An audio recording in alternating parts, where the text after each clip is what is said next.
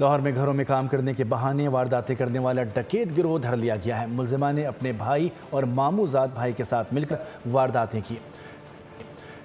मुलजिमान को जदीद टेक्नोलॉजी के जरिए ट्रेस करके ननकाना साहब से गिरफ्तार कर लिया गया।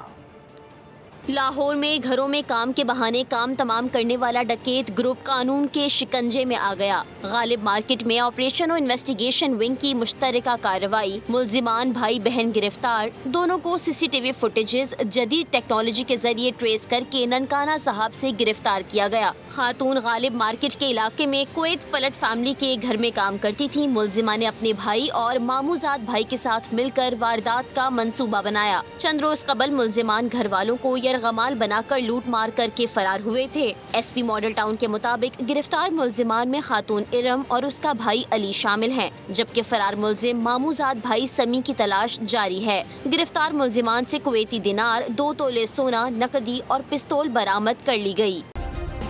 सब्सक्राइब करें और बेल दबाएं ताकि कोई खबर रह न जाए।